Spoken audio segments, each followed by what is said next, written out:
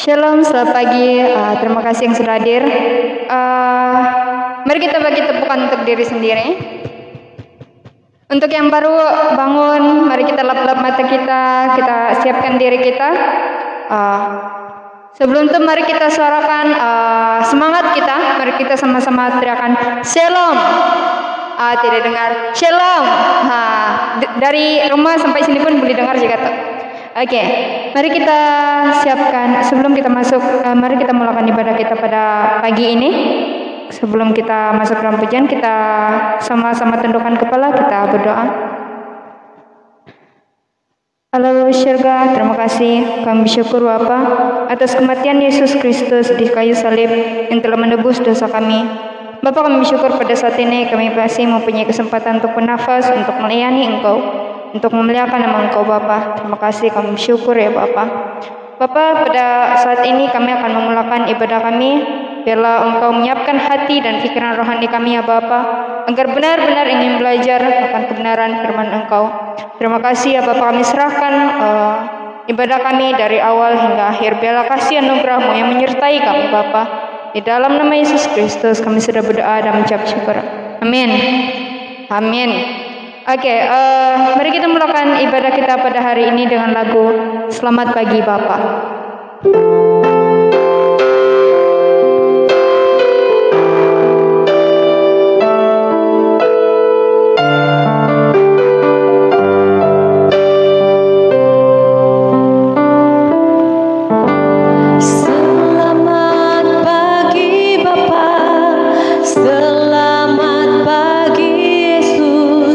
Selamat pagi Roh Kudus.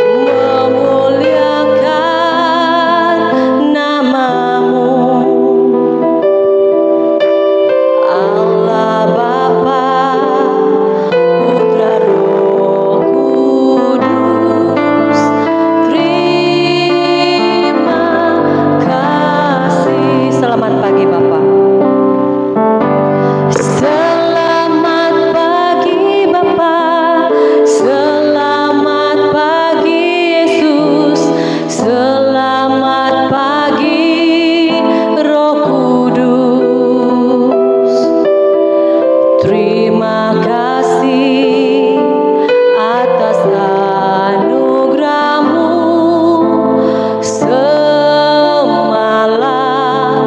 telah berlalu. Ku memuji, ku bersyukur, memuliakan namamu. Allah Bapa, Putra, Roh Kudus, terima kasih. Allah Bapa, Putra, Roh Kudus, terima kasih. Terima kasih Bapak. Sebelum kita masuk dalam doa pengampunan, mari kita siapkan hati kita. Kita membuat lagu ini, Ampuni Aku Tuhan.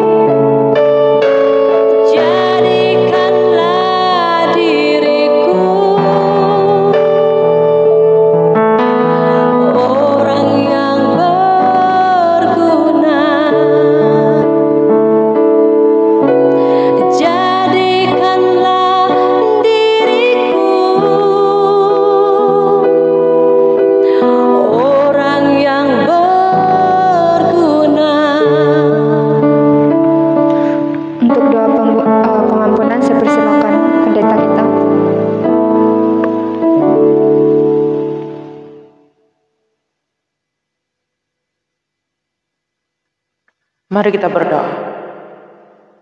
Bapa di sorga, kami sangat bersyukur buat pagi hari ini, di mana Tuhan sudah memberikan kami kesempatan untuk dapat berkumpul kembali bersama-sama di dalam ibadah kalian. Tuhan memberkati kami pada pagi hari ini melalui ibadah. Kami diingatkan oleh karena kasih karunia Tuhan di dalam kehidupan kami yang begitu luar biasa, di mana kasih Tuhan untuk mengampuni dosa dan kesalahan kami tidak ada batasnya. Pada pagi hari ini kami diingatkan, jika hari ini kami diizinkan ada, semua oleh karena anugerah Tuhan. Oleh itu Tuhan, kami mau mengakui segala dosa dan kesalahan kami di hadapan Tuhan yang sudah kami lakukan seminggu yang lalu sehinggalah saat ini. Kami mohon pengampunan daripada Tuhan, kiranya kami sudah menyakiti hati orang-orang yang ada di sekeliling kami. Ampuni kesalahan kami Bapa. Kiranya perbuatan kejahatan kami ini sangat menyakiti dan melukakan hati Tuhan. Ampuni kami Tuhan, biarlah kami kembali melihat kasih dan anugerah Tuhan dalam hidup kami, memampukan kami untuk terus berdiri dan terus melakukan perintah Tuhan. Seperti mana Tuhan mengasihi umat-umatnya, demikian juga kami. Kiranya Tuhan menolong dan memampukan kami untuk menjalani kehidupan kekristenan kami seperti mana yang Kau ingini. Tuhan Yesus, berkatilah ibadah kami pada pagi hari ini. Kiranya melalui ibadah kami ini, kami dapat dikuatkan, kami kembali dapat menjadi anak-anak Tuhan yang berjalan di dalam rancangan dan perintah Tuhan. Terima kasih Tuhan, kiranya ibadah ini kembali menguatkan iman percaya kami, apalagi musim pandemik ini. Ada banyak hal yang kami terbatas. Biarlah kiranya melalui ibadah kalian ini kami sama-sama dikuatkan. Dimanapun seluruh jemaat-Mu berada saat ini, baik yang mengikuti ibadah kalian maupun mungkin memiliki masalah kalian, biarlah kiranya Tuhan juga menyertai dan hadir bersama-sama mereka dimanapun mereka beribadah dan berada saat ini. Seperti mana Tuhan juga menolong, memimpin kehidupan kami sehingga saat ini. Terima kasih Bapa buat kasih setia-Mu tidak pernah berkesudahan dalam kehidupan kami. Ini doa kami Tuhan yang kami naikkan hanya di dalam nama Tuhan kami Yesus Kristus, Tuhan penebus kami, juru selamat selamanya. Kami sudah berdoa. Amin.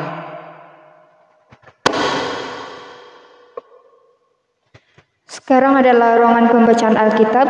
Mari kita sama-sama buka dalam Lukas pasal yang ke-19 ayat 1 hingga 10. Saya ulang sekali lagi. Lukas pasal yang 19 ayat 1 hingga 10. Dengan tajuk di sana Yesus dan juga Zekius. Ayat yang pertama. Yesus meneruskan perjalanannya ke Yeriko dan melalui kota itu. Di situ ada seorang ketua pemungut cukai yang kaya, namanya Zekius. Dia ingin melihat Yesus, tetapi karena terlalu banyak lalu dia pendek, dia tidak dapat melihat Yesus. Dia lari mendahului orang ramai lalu memanjat sebatang pokok ara supaya dia dapat melihat Yesus yang akan lalu di situ. Apabila Yesus tiba di situ, dia memandang ke atas lalu berkata kepada Zekius, "Zekius, turunlah segera. Hari ini aku mesti menumpang di rumahmu." Zekius turun dengan segera dan menyambut Yesus dengan kegembiraan. Semua orang menyaksikan hal itu mulai bersungut-sungut. Mereka berkata, "Orang ini menumpang di rumah orang berdosa." Zekius berdiri dan berkata kepada Yesus, "Guru, saya akan mendermakan separuh dari harta saya kepada orang miskin. Sesiapa saja yang pernah saya tipu dan saya bayar kembali 4 kali ganda." Yesus berkata kepadanya, "Pada hari ini Allah telah menyelamatkan engkau dan keluargamu karena kamu juga keturunan Abraham." Ayat yang terakhir. Anak manusia datang untuk mencari dan menyelamatkan orang yang sesat. Sekian pembacaan Alkitab. Berbahagialah orang yang mendengar dan melakukan firman Tuhan dalam kehidupan seharian. Mari kita angkat pengakuan iman rasuli kita. 1, 2, 3.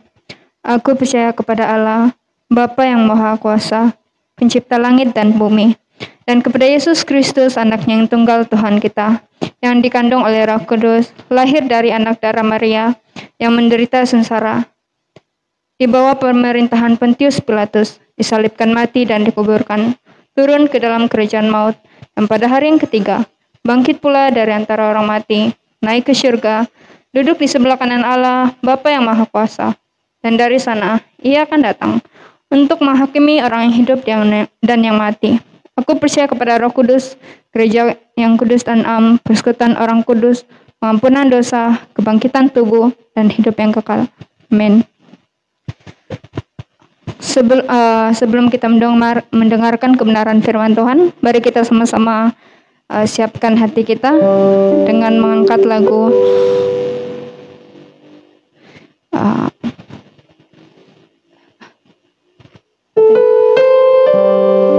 Serukan Jalan.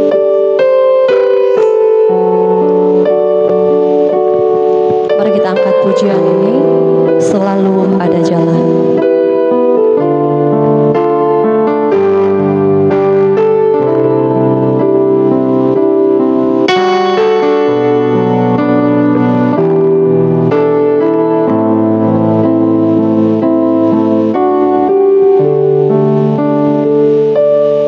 Ketika jalan ku lalui,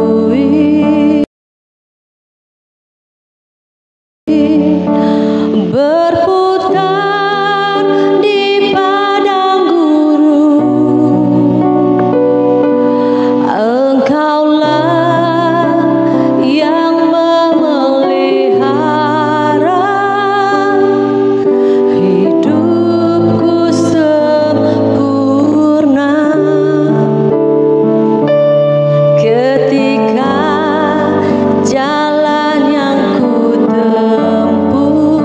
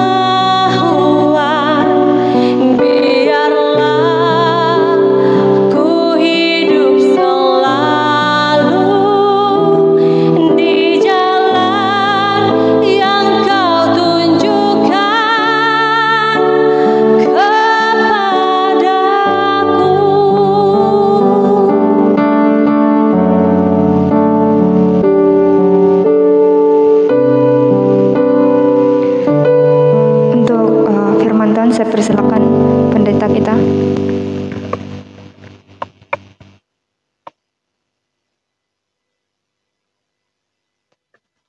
Shalom dan selamat pagi semua.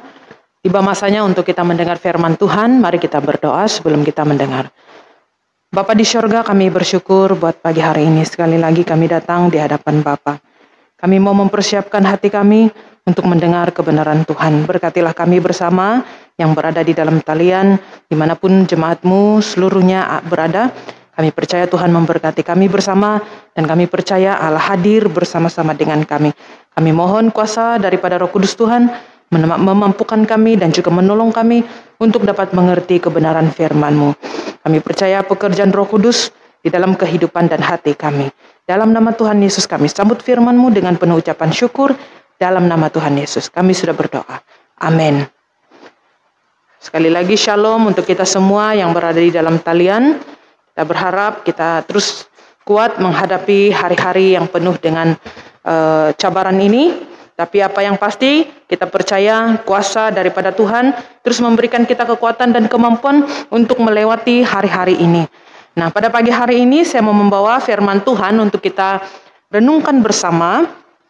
Saya ambil di dalam Injil Lukas, pasal yang ke-19, ayat yang pertama hingga ayat yang ke-10.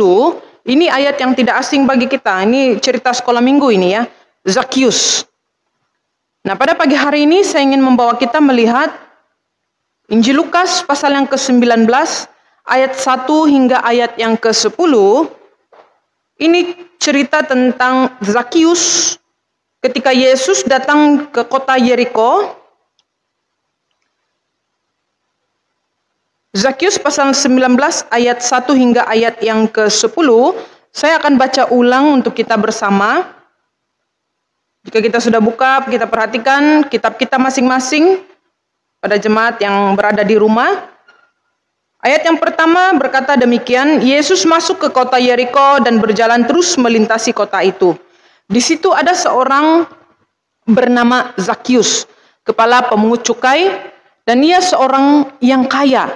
Ia berusaha untuk melihat orang apakah Yesus itu. Tetapi ia tidak berhasil karena orang banyak, sebab badannya pendek. Maka berlarilah ia mendahului orang banyak, lalu memanjat pohon ara untuk melihat Yesus yang akan lewat di situ. Ketika Yesus sampai ke tempat itu, ia melihat ke atas dan berkata, Zakheus, segeralah turun, sebab hari ini aku harus menumpang di rumahmu. Lalu Zakheus segera turun dan menerima Yesus dengan sukacita. Ayat 7, tetapi semua orang yang melihat hal itu bersungut-sungut. Katanya, ia menumpang di rumah orang berdosa. Tetapi ayat yang ke-8, tetapi Zakheus berdiri dan berkata kepada Tuhan, Tuhan, setengah dari milikku akan kuberikan kepada orang miskin, dan sekiranya ada sesuatu yang kuperas dari seseorang, akan kukembalikan 4 kali lipat. Kata Yesus kepadanya, hari ini telah terjadi keselamatan kepada rumah ini, karena orang ini pun anak Abraham.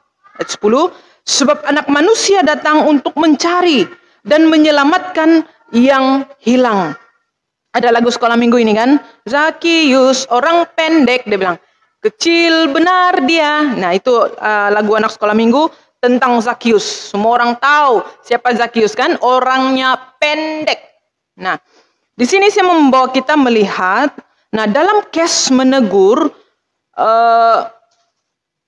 dalam case orang Yeriko yang buta, lalu oleh dorongan Roh Kudus, orang tersebut berinisiatif untuk menyapa ataupun untuk menegur Yesus terlebih dahulu. Ini case orang Yeriko ya. Kalau orang yang buta itu lalu didorong oleh Roh Kudus, orang itu sendiri yang berinisiatif untuk menyapa Yesus terlebih dahulu. Tetapi dalam perikop ini, kali ini Yesus yang berinisiatif memanggil orang berdosa untuk menyadari keberdosaannya dan bertobat. Nah, inilah yang terjadi pada diri Zakheus.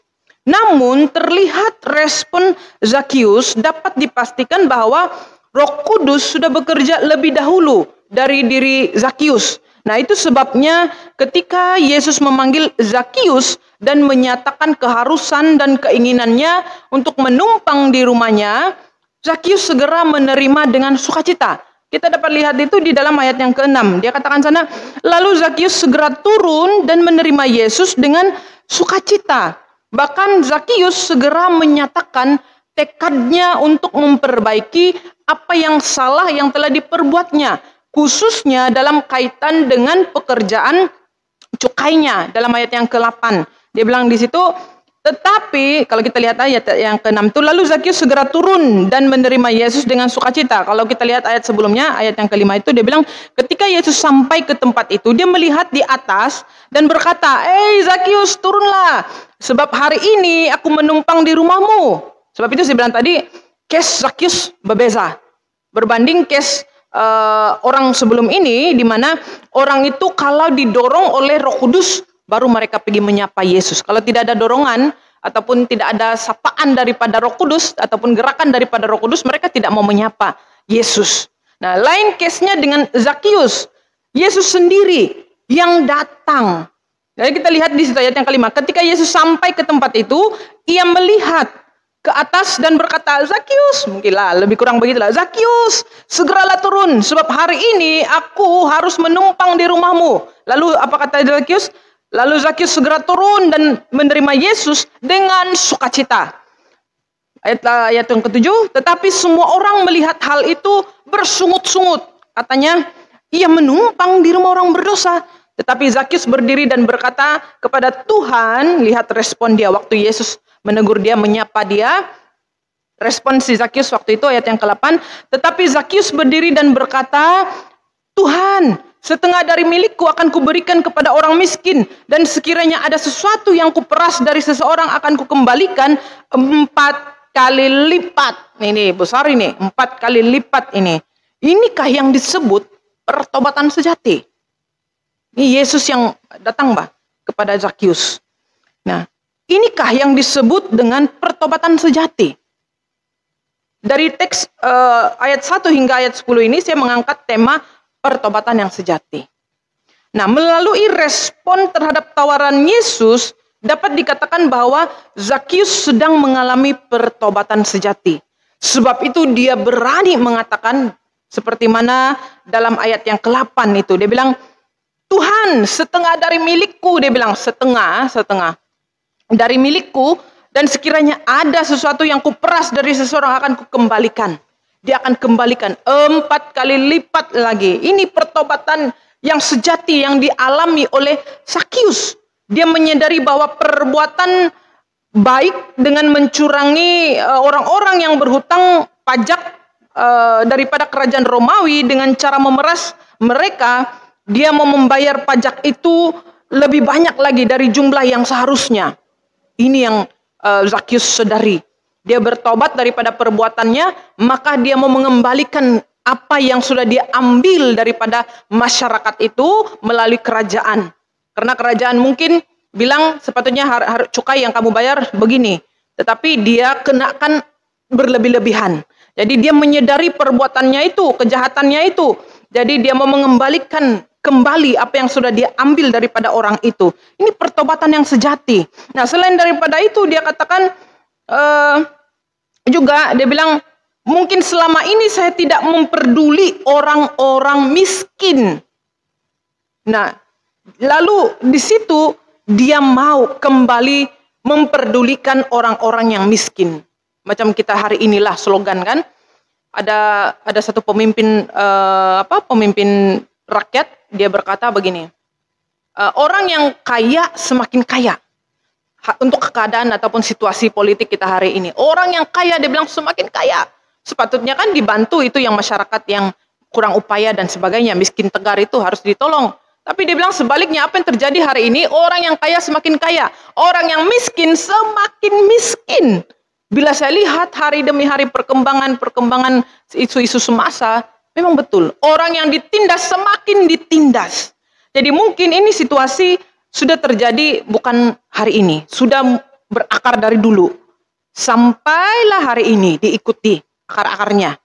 Maksudnya pembenaran lah ini. Jadi kalau tidak ada pertobatan yang sejati, maka itu akan terus berlaku dari generasi ke generasi yang seterusnya. Bukan saja dalam hal gereja, tapi dari masyarakat sampai itu masuk ke gereja. Itu terjadi kalau kita tidak memiliki pertobatan yang sejati. Seperti mana yang dialami oleh Zakius. Ini yang dialami, pertobatan sejati. Dia bilang, Tuhan, karena Tuhan menerima dia, apa perasaan kita waktu Yesus mengampuni dosa kita melalui kayu salib. Kayu salib itu mengingatkan kepada kita di mana dosa kita sudah dihapuskan. Jadi sebagaimana dosa kita sudah diampuni, sepatutnya kita mengalami pertobatan seperti yang dialami oleh Zakius. Benar-benar mendapat jamahan daripada Roh Kudus sehingga dia betul-betul mau berbalik kepada Tuhan dan mau buat yang terbaik lagi di hadapan Tuhan. Inilah dia tindakannya. Dia segera mengambil keputusan yang bukan hanya slogan iman belaka, melainkan perbuatan nyata sebagai bayar harga atas semua kerugian yang sudah dideritai oleh orang lain oleh perbuatan dosa-dosanya. Dia mengakui dosa dia dan dia mau menggantikan, membayar ganti rugi orang itu dengan perbuatan-perbuatan yang sudah dia lakukan. Nah, Yesus juga kalau kita lihat ayat 9, kita lihat respon Yesus terhadap tindakan Zakius. Ayat yang ke-9, Yesus bilang apa? Kata Yesus kepadanya, hari ini telah terjadi keselamatan kepada rumah ini, karena orang ini pun anak Abraham.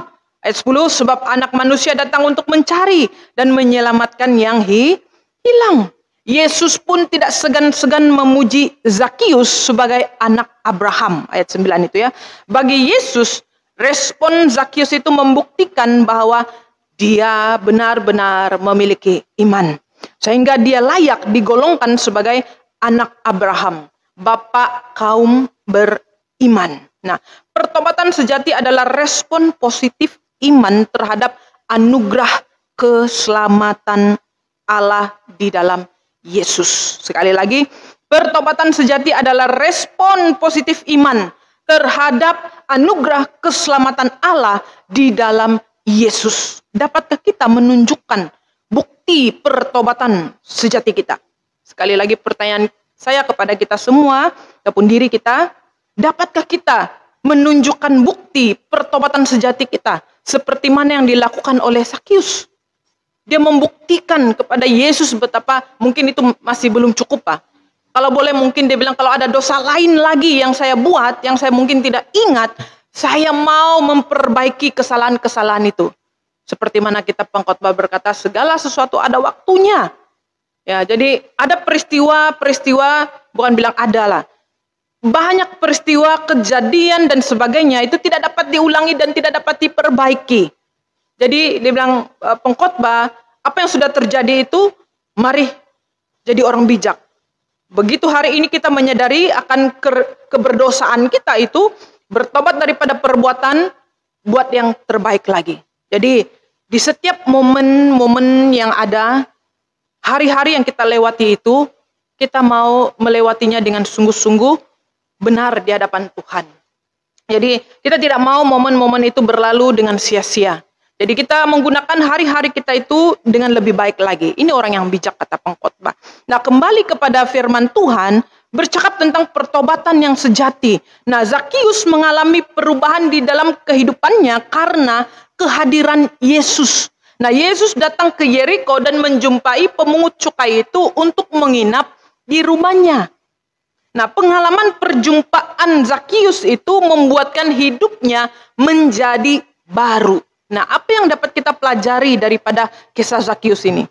Yang pertama, kalau kita lihat ayat yang keempat dan ayat yang kelima.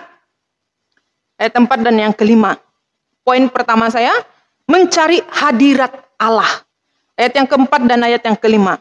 Dikatakan sana, maka berlarilah ia mendahului orang banyak. Dapat bayangkan nggak orang pindik?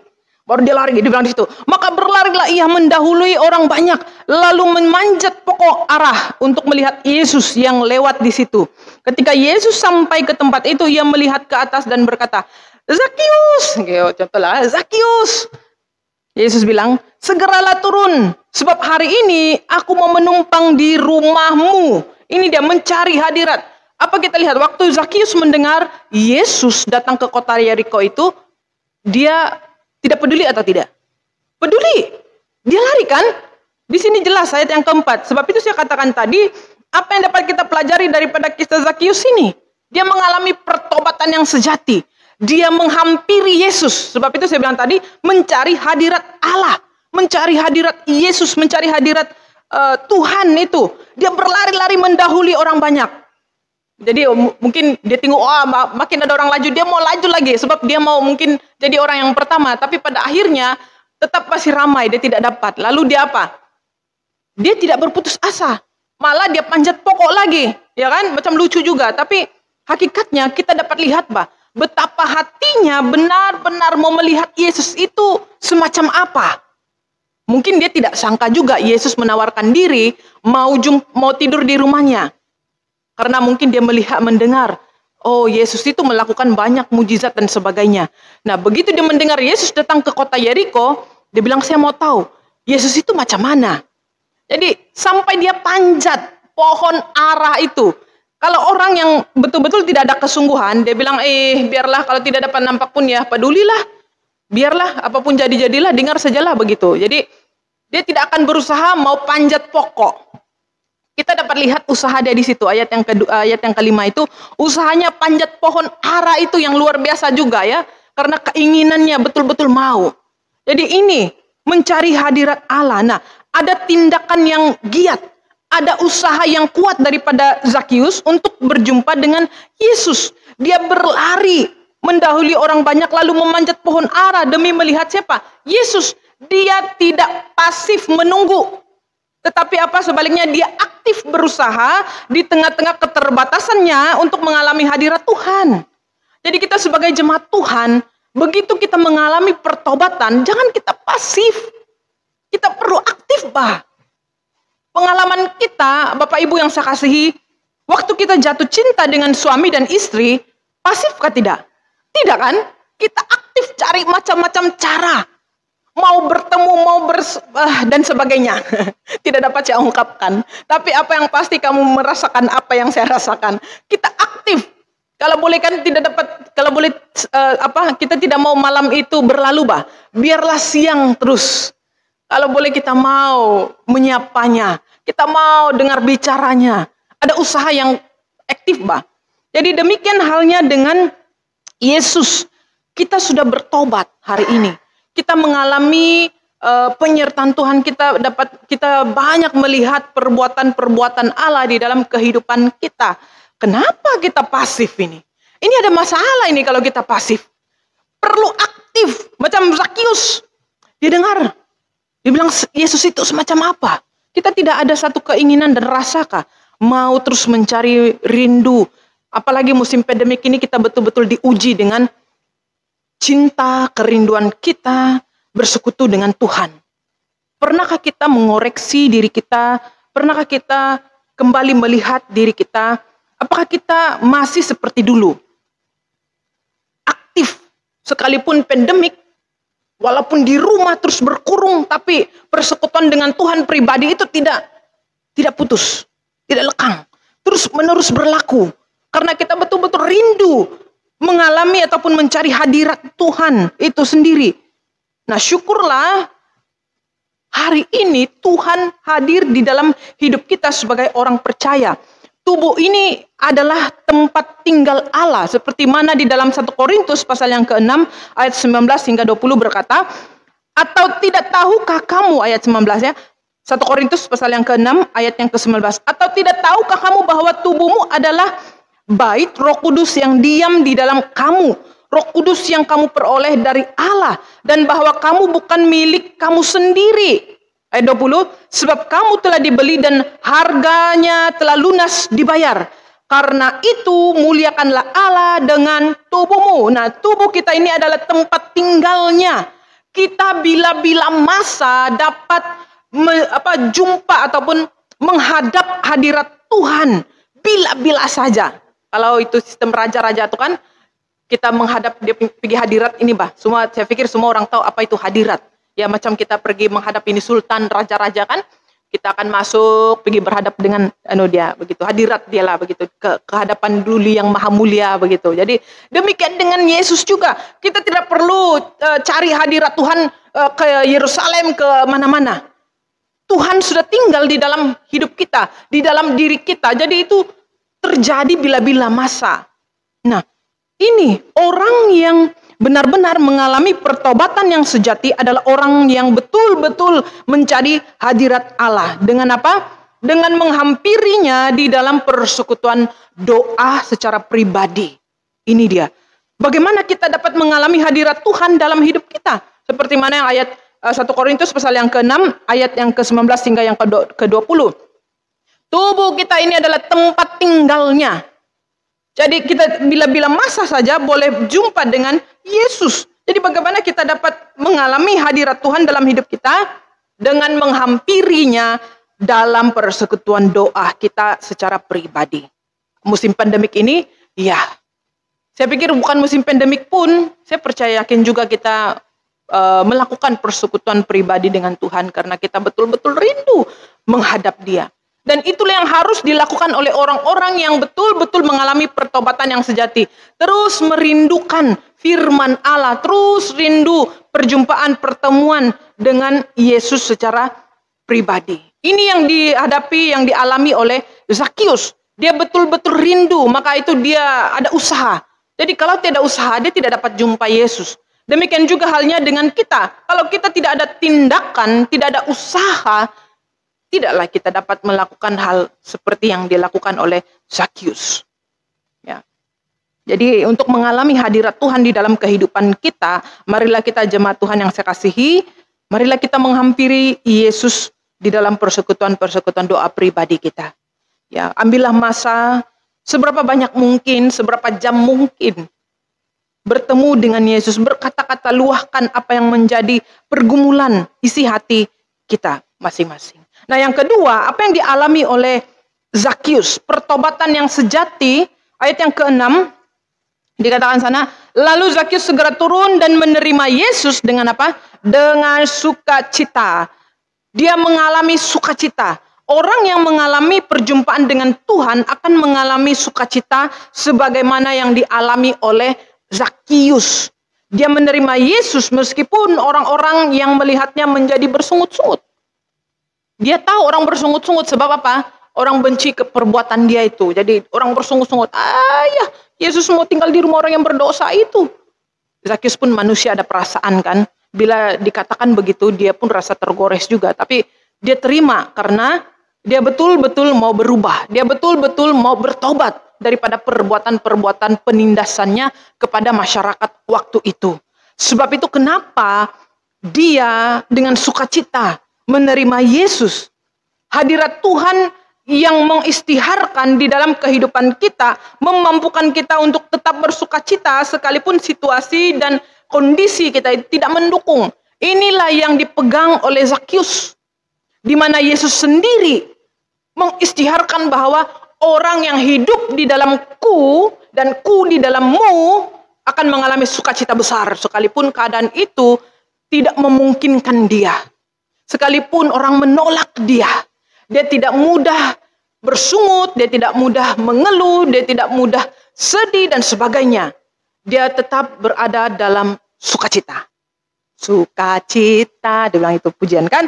Ya, karena Yesus menjanjikan bahwa orang-orang yang mencari dia, orang-orang yang setia kepada dia, orang-orang yang akan mengalami sukacita luar biasa di dalam kehidupan dia. Ingat tentang kelahiran Yesus, semua orang pasti ingat. Di mana kabar sukacita itu, inilah dia. Yesus datang ke dunia untuk menyelamatkan siapa? Kita semua. Itu adalah kabar sukacita yang tidak dapat kita lupakan sepanjang seumur hidup kita sampai Tuhan Yesus datang yang kedua kalinya. Dan itu akan terus dilanjutkan lagi sukacitanya. Setelah kematian ada kehidupan yang kekal bersama dengan Yesus. Tidakkah itu satu pengistiharan Yesus kepada kita dari kelahirannya sampai kematiannya dan kehidupan seterusnya itu terus sukacita, ada pengharapan, Mbak. Setiap orang yang percaya kepadanya memiliki pengharapan, jadi tidak ada kesukacita. Kalau kita dengar hal ini, kalau tidak ada sukacita, anehnya rasanya. Ya, jadi saya yakin kita mengalami sukacita. Jadi orang yang mengalami pertobatan sejati akan mengalami sukacita. Karena apa? Dosanya sudah diampuni. Dan dia memiliki sukacita sepanjang kehidupannya. Sekalipun mungkin orang akan mengungkit kisah lamanya, mengungkit kisah gelapnya. Tapi dia bilang, Allahku lebih besar daripada umpatanmu. Dia bilang, kata-katamu. Ini yang dilakukan oleh orang-orang masa itu dengan Zakius. Sekalipun orang cakap, dia itu orang berdosa. Sakit hati tidak kalau kita kena panggil orang berdosa? Sakit. Itulah yang dialami oleh Zakius. Tapi ada satu sukacita yang besar yang memberikan dia kekuatan untuk terus mau berjumpa dengan Yesus. Yesus menjanjikan kepada dia sukacita yang kamu akan alami di dalam kehidupanmu. Yaitu, di mana sukacitanya? Ayat 9 dan ayat 10. Dia katakan, kata Yesus kepadanya, hari ini telah terjadi keselamatan kepada rumah ini. Walaupun dia dikatakan orang berdosa. Tapi jauh lebih penting lagi perkataan Yesus ketika dia mengistiharkan siapa? Zakius dan seisi rumahnya. Luar biasa. Ya, pengistiharan Yesus kepada Zakius. Dia bilang apa? Kata Yesus kepadanya. Kita perhatikan ini. Hari ini telah terjadi keselamatan kepada rumah ini. Karena orang ini pun anak Abraham. Ayat 10. Sebab anak manusia datang untuk mencari dan menyelamatkan yang hilang. Ini yang harus kita lakukan di dalam kehidupan kita. Ini yang harus kita pegang baik-baik. Di mana pengistiharan Yesus di dalam kehidupan kita itu memampukan untuk kita tetap bersukacita sekalipun situasi ataupun keadaan itu tidak mendukung kita. Tidak menyokong kita. Tetapi mari kita pegang apa yang dialami oleh Zakius dapat menguatkan kita kembali untuk terus menghampiri dia. Di mana firman Tuhan ini mendorong kita, memberi kekuatan kepada kita, dan juga memberi pengharapan yang baru kepada kita sebagai anak-anak Tuhan yang mengalami pertobatan, di mana ketika kita menghampiri dia, kita akan merasakan, kita akan mengalami sukacita yang luar biasa daripada Yesus sendiri. Yang terakhir, yang ketiga, ayat yang ke-8 dikatakan sana, tetapi Zakius berdiri dan berkata kepada Tuhan, Tuhan, setengah dari milikku akan kuberikan kepada orang miskin. Dan sekiranya ada sesuatu yang kuperas dari seseorang, akan kukembalikan 4 kali lipat. Ketika dia menjadi manusia baru, mengalami pertobatan yang sejati, perubahan hidup yang terjadi dalam diri Zakius tidak berhenti hanya pada sukacita yang dia alami, tetapi juga dengan tindakan dan juga komitmennya. Tidak cukup hanya menghampiri dalam persekutuan-persekutuan. Tidak cukup hanya mengalami sukacita. Tetapi harus menjadi manusia baru, total. Melalui tindakan dan juga komitmen. Tengok Zakius betul-betul komitmennya. Dia bukan hanya cakap sejauh cakap. Ini bukan satu slogan iman. Dikatakan ayat yang ke-8 sekali lagi diulangi. Tetapi Zakius berdiri dan berkata kepada Tuhan, Tuhan, dia bilang, setengah dari milikku akan kuberikan kepada orang miskin. Dan sekiranya ada sesuatu yang kuperas dari seseorang, akan kukembalikan 4 kali lipat. Ini tidak ada penyesalan ini, tahu si Zakius waktu dia bercakap ini. Karena dia betul-betul mengalami pertobatan daripada Tuhan Yesus. Betul-betul waktu itu Roh Kudus menjamah hidupnya. Sehingga dia betul-betul menyadari perbuatan-perbuatan dosanya.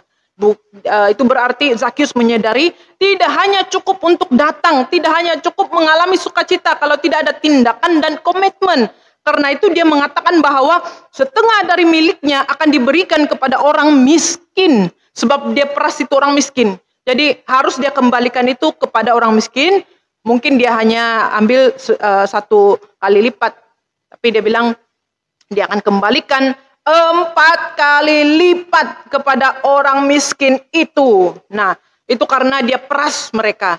Ini seorang pemungut cukai disebut pendosa pada waktu itu dan mengalami perubahan total karena perjumpaannya dengan Yesus yang hadir pada waktu itu. Tidakkah ini satu tindakan yang luar biasa? Dia mengalami benar-benar perubahan di dalam kehidupannya. Bukan hanya hadir, bukan hanya mengalami perasaan semata-mata, tetapi benar-benar dengan tindakannya. Sebab itu saya selalu mau cek. selalu mau cek karena mungkin pandemik, jadi enggak mungkin jemaat melihat cara saya mungkin, tapi mungkin saya agak kurang setuju kalau hanya sejauh pujian semata-mata perasaan dan sebagainya. Saya selalu mau cek selepas itu. Ya, maksud saya itu biar dengan tertiblah pujian-pujian, maksudnya membawa pujian dan juga berkata-kata, karena ada yang didorong, ada setengah pujian, bukan di sini ya, ada setengah pujian yang hanya didorong dengan perasaan, maksudnya bila musik itu terus dia pun kayak gitu Pak. Ya, jadi mungkin kamu mengerti lah. Jadi selalunya saya kurang setuju dengan hal-hal yang begini, karena saya tidak mau, karena saya mau menghakimi, tidak, tapi saya selalunya mau cari tahu ataupun cek selepas dia turun daripada bawah. Maksudnya saya tidak terus cek, ya kamu betul kata tadi. Tidak, bukan begitu. Tapi saya melihat dari buah kehidupan hariannya. Maksudnya saya melihat pertumbuhan kerohaniannya hari demi hari. Biar sesuai dengan apa yang dilakukannya. Ya, betul mengalami sukacita, tapi saya mau betul-betul, apakah itu sukacita yang betul dari Tuhan, ataupun sukacita yang hanya didorong oleh perasaan musik semata-mata. Mungkin kalian mengerti apa yang saya maksudkan. Ya, karena itu menjadi manusia yang baru ini perlu ada bukti melalui tindakan dan komitmennya. Karena ada banyak juga orang di luar sana, saya melihat, yang dulunya menarinya luar biasa, lenggang-lenggaknya dan sebagainya, suaranya luar biasa. Tapi begitu kehidupan hariannya, karena saya katakan, saya pernah cakap juga sentuh di dalam khotbah saya beberapa bulan yang lalu, pelayanan sebenarnya itu bukan di atas mimbar. Pelayanan kita yang sebenarnya itu adalah kehidupan kita harian di luar sana. Di sana kekristenan kita terlihat dan terbukti bahwa kita betul-betul menjadi manusia baru atau tidak. Ya, ini yang dilakukan oleh Zakius. Dia bukan hanya datang dan mengalaminya semata-mata karena melihat perbuatan Yesus. Yesus sudah mengampuni dia, lalu dia sedih-sedih, sudah cukup di sana. Nanti sudah Yesus lari, tidak lupa sudah apa yang dikatakan dan sebagainya. Ya, itu hanya sejauh perasaan, hanya waktu itu saja. Tapi tidak mengalaminya sampai benar-benar mengalami perubahan secara total. Jadi ini yang dialami oleh Zakius, menjadi manusia yang baru sehingga tindakan dan komitmennya benar-benar terjadi. Sehingga dia berani untuk mengatakan setengah daripada milikku, yaitu hartanya, diberikannya kepada orang miskin, lalu mengembalikannya 4 kali lipat kepada orang-orang yang diperasnya. Ini sangat penting. Orang yang mengalami kehidupan baru ini sangat penting untuk di follow up, untuk dilihat kembali. Karena kadang-kadang kita ini jatuh bangun, Pak. Jadi kalau kita tidak mendorong mereka terus, tidak memberi sokongan dan sebagainya, boleh saja kembali kepada asal. Sebab itu kita harus terus menghampiri Yesus, tidak lain. Hanya menghampiri Yesus terus-menerus di dalam doa kita. Meminta kekuatan kepada Tuhan supaya kita mampu melakukan komitmen itu dengan lebih baik lagi. 3 hal ini saja. Dari poin pertama sampai poin yang ketiga, tidak ada message yang lain yang ingin saya sampaikan selain daripada terus menghampiri Yesus di dalam kehidupan kita. Maka kita akan diberikan kekuatan dan kemampuan untuk menuju ke arah perubahan yang lebih baik lagi. Ya, Zakius mungkin saja boleh berbalik kepada perbuatannya yang dulu. Kalau tidak terus menghampiri Yesus, meminta kekuatan dengan Yesus melalui doa-doanya. Apalagi dengan kita hari-hari ini. Jangan kita bilang, oh saya sudah mengalami pertobatan. Kita akan diuji kembali. Kita akan diuji terus. Diuji terus.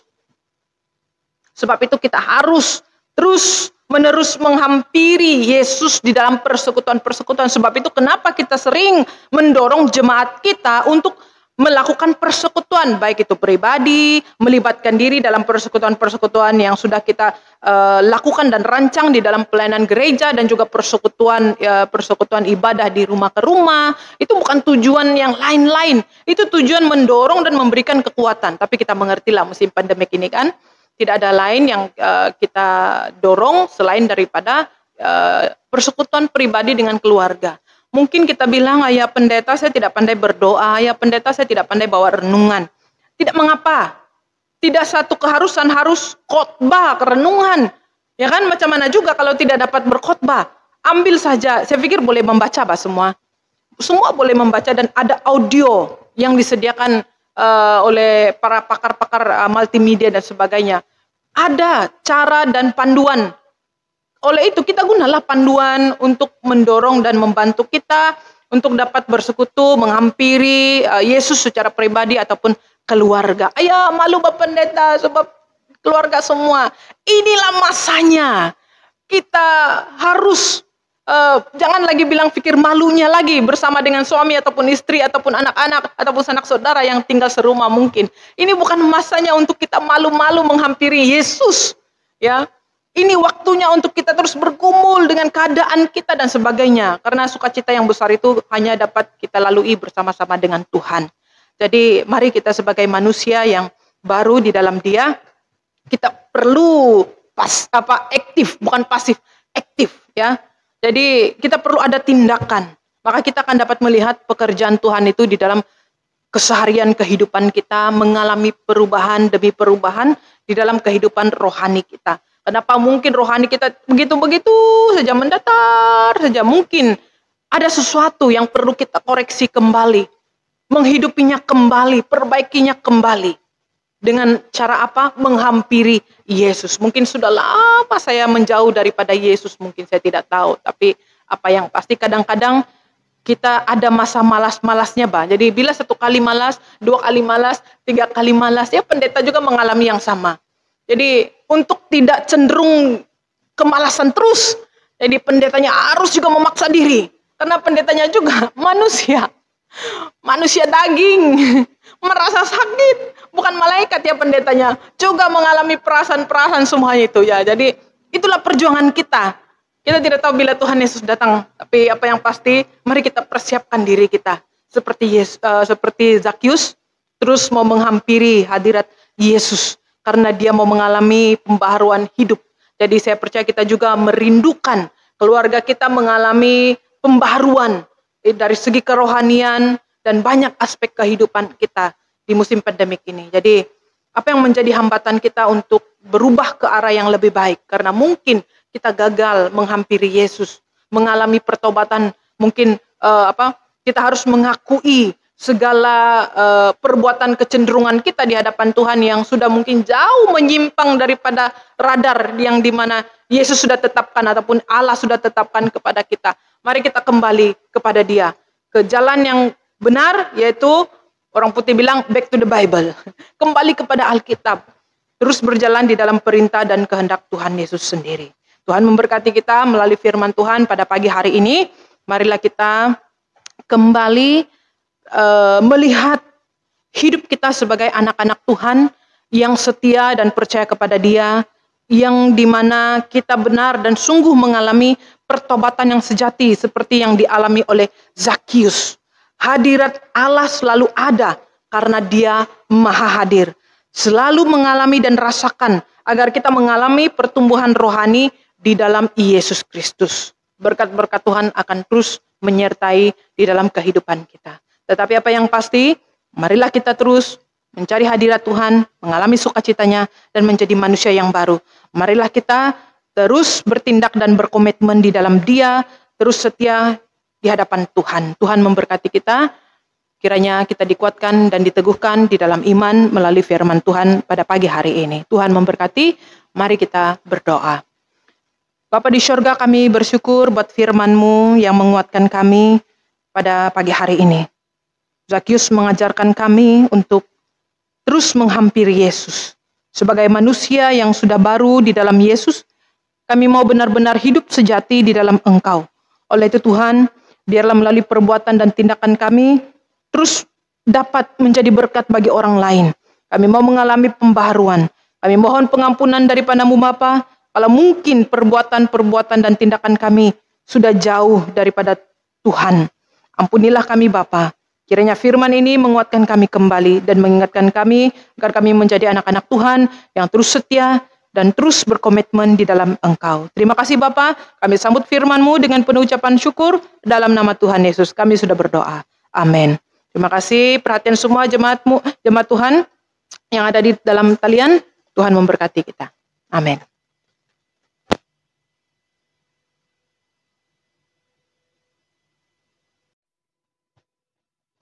Terima kasih atas firman Tuhan sebentar tadi. Biarlah kita sama-sama dikuatkan dan benar-benar ingin datang ke hadirat Tuhan sama seperti Zekius. Mari kita sambut firman Tuhan sebentar tadi dengan lagu Mukjizat dalam Bersyukur.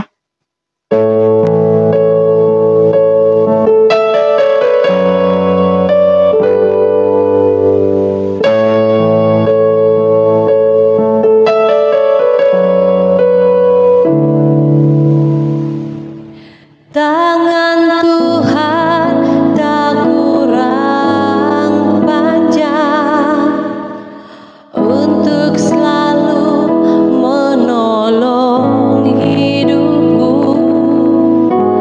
Telinganya tak kurang tajam untuk mendengar seruan hatiku. Ada mukjizat dalam bersyukur. Engkau tempat perlindunganku, Tuhan. Imanku tetap teguh dalam-Mu. Ku menang bersamamu.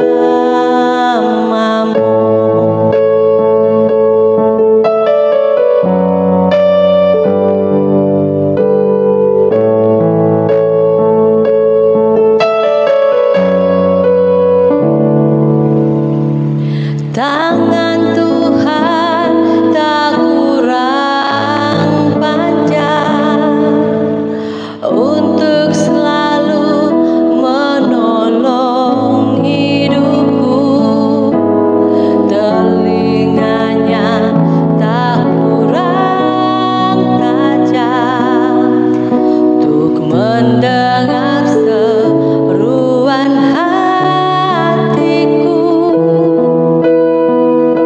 Ada mukjizat dalam bersyukur. Engkau tempat perlindunganku, Tuhan. Imanku tetap teguh dalam-Mu. Ku menang bersamamu.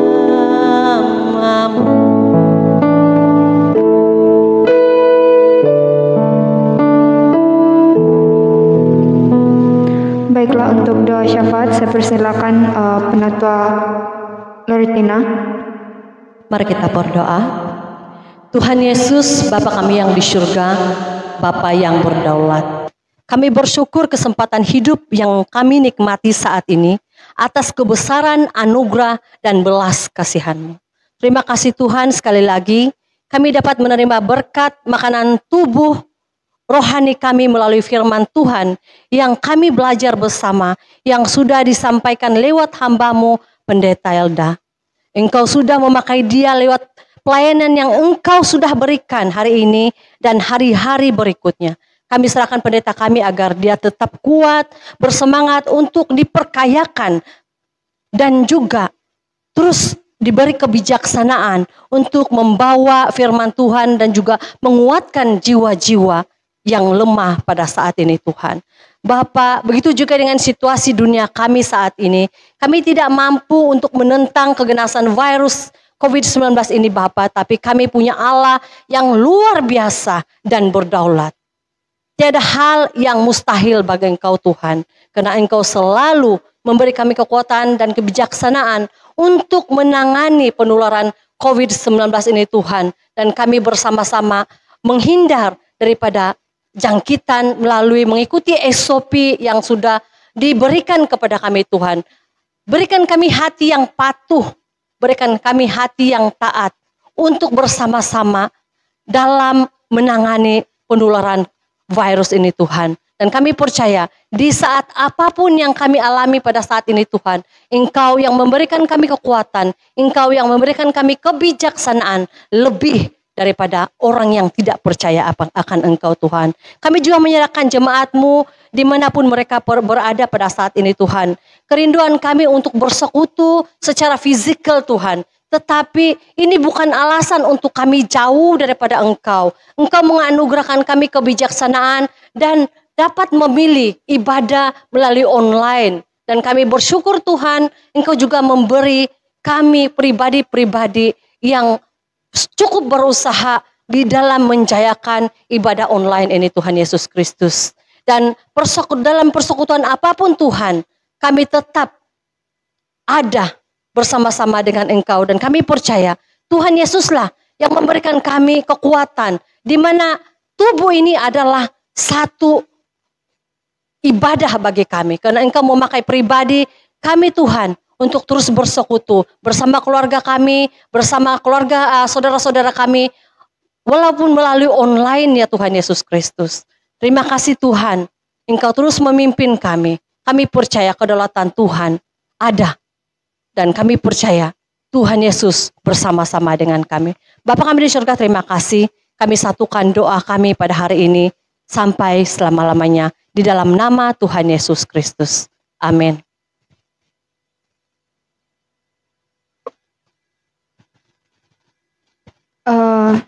Baiklah, sekarang adalah ruangan pengumuman.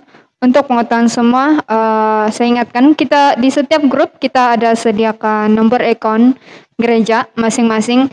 Jadi kepada jemaat yang ingin menyalurkan persembahan mereka, bolehlah merujuk kepada nomor akun bank yang telah disiapkan. Dan juga untuk pelayanan seterusnya akan dimaklumkan juga dalam grup. Sekarang adalah ruangan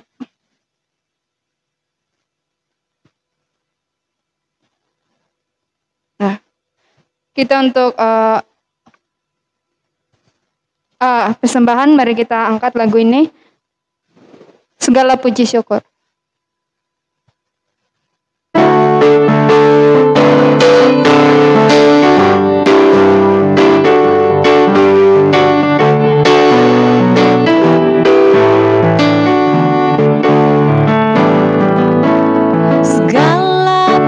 Syukur hanya bagi-Mu Tuhan, sebab Kau yang layak disembah. Kami mau bersorak tinggikan nama-Mu. Haleluya, haleluya. Segala puji syukur, puji syukur hanya bagi-Mu Tuhan, sebab Kau yang layak disembah. Kami mau bersorak tinggikan nama-Mu. Haleluya, haleluya. Soraklah haleluya,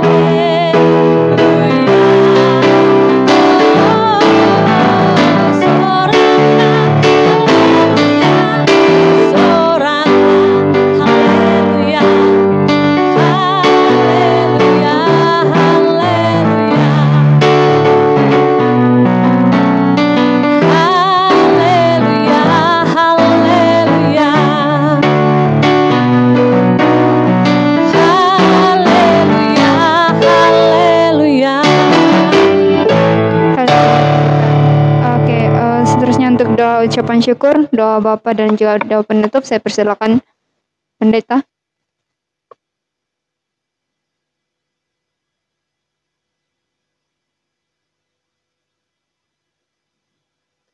Mari kita berdoa. Bapa di sorga, kami bersyukur buat ibadah kami pada pagi hari ini. Kau sudah menyertai kami dari awal sehingga selesai ibadah kami. Biarlah kiranya Tuhan memberkati seluruh jemaat-Mu yang sudah hadir pada pagi hari ini di dalam talian. Kau berkati sisa waktu kami yang ada ini Bapa. Biarlah kiranya nama Tuhan dipermuliakan di dalam kehidupan kami. Berkati jemaat-Mu yang sudah memberi. Biarlah kiranya di musim pandemik ini Engkau terus memberkati kami lewat daripada pekerjaan kami dan segala apa yang kami usahakan untuk mencukupkan keperluan pelayanan kami di Pekan Kota Mardu, Parung dan juga Gana. Berkati kami bersama Tuhan daripada ibadah kami pada pagi hari ini.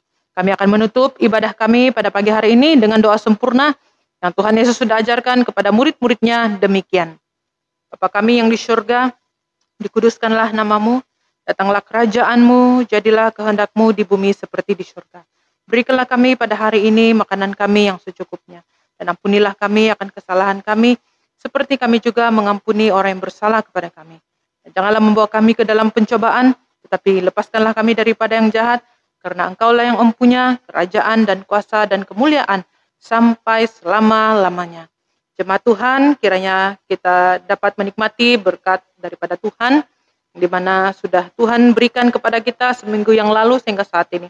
Dan kiranya melalui persekutuan ini, Tuhan terus menguatkan kita dan terus memperbaharui hidup kita melalui pekerjaan Tuhan Yesus dengan menghampiri Dia.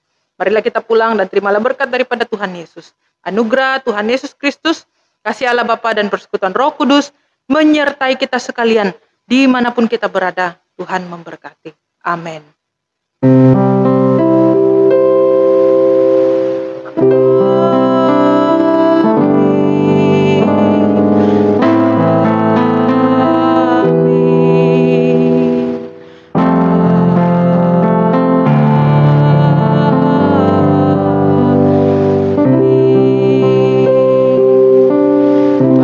Kita bersama, selamat hari Minggu, ibadah kita selesai.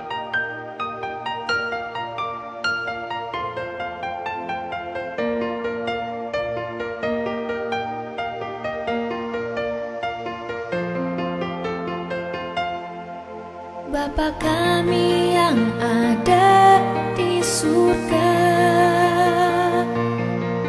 dimuliakanlah